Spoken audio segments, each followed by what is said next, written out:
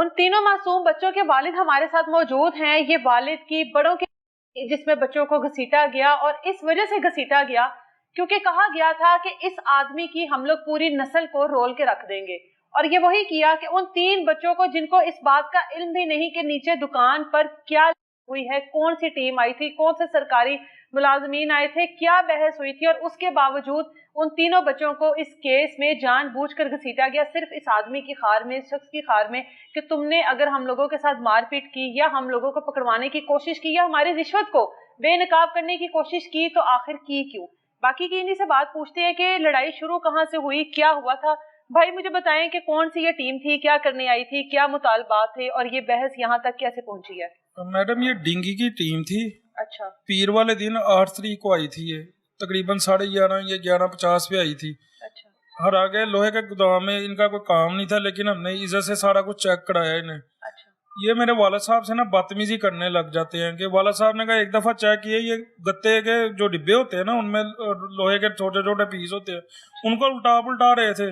वालिद साहब ने कहा चेक कर लिया, कुछ मिला, कहते नहीं मिला। वगैरह तो इन्होंने पानी में चेक करना होता है। हाँ जी हाँ जी, ये जहाँ पर पानी स्टोर किया हो या इस तरह का। गत्ते के डिब्बों में ये ढूंढ रहे थे। अच्छा, डेंगी गत्ते के डिब्बों में जानबूझ के ना अगले को परेशान करते कि अगला के चल यार पैसे पारते चल। ठीक है। इन्होंने, हमें नहीं था पता, हमारे पास ये पहली दफा आए हैं, तो वाला साहब ने के साथ इन्होंने बदतमीजी किया। मेरे वर्कर ने इसे साइड पे ले गया, कहता यार वो बुजुर्ग है, बदतमीजी ना कर। इनको मेरे छोटा भाई सिर्फ एक ही मौजूद था उस टाइम, उसने सारा ऊपर नीचे से विजिट करवा दिया वॉशरूम तक का ना। अच्छा। तो वो साइड पे लेके गया, कहता यार बाबे को 5,000 रुपया दवा दे। तो आपके भाई को कहता है? नहीं नहीं, मेरे वर्कर को। अच्छा। 5,000 रुपया दवा दे, असी पूरा साल तुहानू तंग नहीं करांगे। ठीक हो गया। तो ये मामला हो गया। उसने ना आके मुझे बताई बात। इतने में ना ये साइड पे कोने पे खड़े हुए थे, किसी को फोन कर रहे थे। अच्छा। इतनी देर में ना सुपरवाइजर शफीक है इनका, गुंडा, मैं तो गुंडा ही कहूंगा, वो ना गुंडा ही है। गुंडा हमरा को 10-12 लड़के लेके आता है, जिनमें से को 12 लड़के गली के गोदाम के कॉर्नर पे खड़े रिश्वत देने से इनकार किया हाँ आप जी, लोगों हाँ जी। ने, और उनको कोई डेंगी कुछ ऐसी चीज नहीं मिली? नहीं मिली। ठीक है। उसके बाद डेंगी का मुतालबा, रिश्वत का मुतालबा किया, आप लोगों ने इनकार कर दिया। जी बिल्कुल। चले जाते हैं? जी जी चले जाते हैं ना? बिल्कुल चले जाते हैं। आप लोगों को लगा बात खत्म हो गई? बात खत्म हो गई। अच्छा, उसके कितनी देर बाद दोबारा आएंगे? तकरीबन कोई 10 से 15 मिनट बाद ना शफीक गुंडा आ जाता, सुपरवाइजर। अच्छा। बंदों को थोड़ा 10-12 को कोने पे खड़ा करके ना 3 के साथ सीधा ही दुकान के अंदर घुसता है, जैसे किसी को की नीयत से आता हो। अच्छा। आगे मेरे वाला साहब तो है नहीं, क्योंकि वो बैठते ही नहीं इधर, तो वो ऊपर थे। इसने आगे जी ओए ओनू बुला। मेरा एक ही भाई था उस टाइम मौके पे मौजूद। वो बेचारा, वो शरीफ सा बंदा, वो सुनी जा रहा है, उससे तरले मार रहा है, छड़ दे यार, कुछ लभ्या ही नहीं थानू, तू तो रिश्वत भी मांगते पे हो। नहीं ओनू बुला। उन्हें मेरे वर्कर ने कहा कि जा सुन, इथों लभ्या कोई नहीं, ये कोई गुनाह तो नहीं मैडम किया उन्होंने। एक तो बुजुर्ग है और उसकी 22 साल उम्र नहीं है, वाले साहब की 55 साल उम्र है।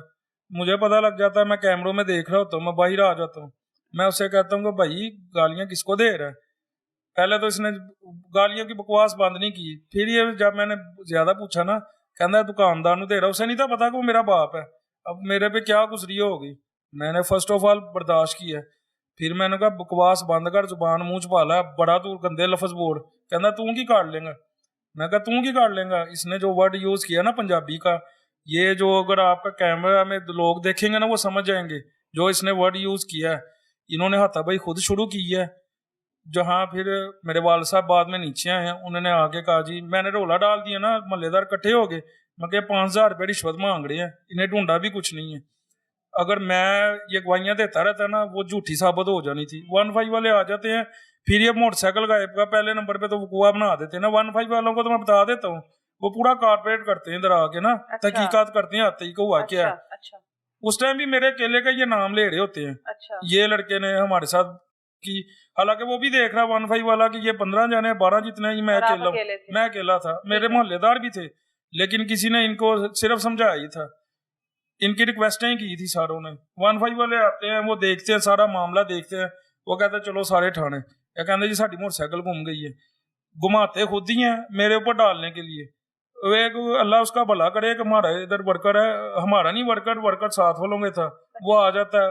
आपको पता कि जगह हो ना, बच्चों को थोड़ा सा होता है कि इंटरेस्ट के जाके ना अब मजे ले लड़ाई का, उसे पता लगता है कि ये हो क्या रहा। वो कहता जी आगे बताता है कि ये इन्होंने जान के मोटरसाइकिल लुकाई है, इन्हों के उत्ते पाने हैं।